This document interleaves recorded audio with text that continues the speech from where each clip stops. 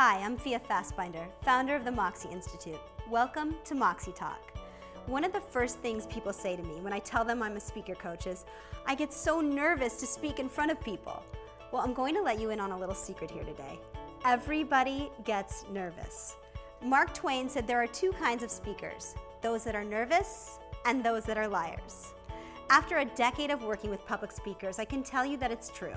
Nobody is immune to stage fright. In fact, according to a recent census study, more people are afraid of speaking to groups than of dying.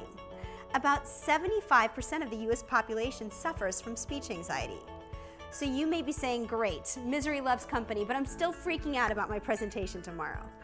Before I give you some tips to help you feel more confident on stage, it's important to understand where it's coming from. Stage fright is really our body's natural response to threat reaction, called fight or flight.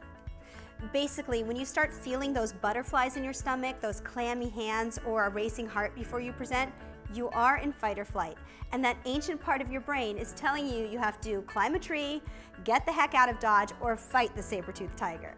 And fight or flight happens if the threat is real or if it's just imagined.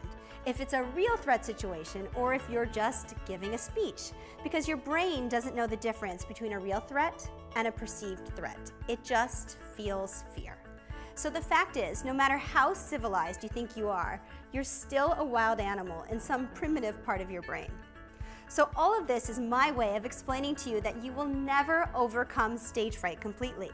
Instead, you just learn to adapt to it. So here are my top 3 tips to feel like a rock star when you present. Tip number 1, pump yourself up.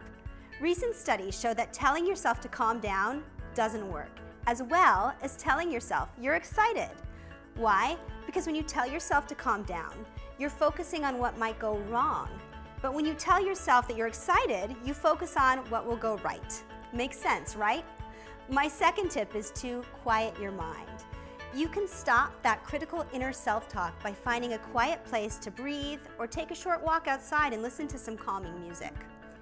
Tip number 3, breathe and stretch. We know that stage fright always hits hardest right before you present. So take a minute to breathe and stretch. Or try this. Find a quiet place to stretch your arms up to the sky. Take a deep breath in, fill your lungs up with fresh air and hold it.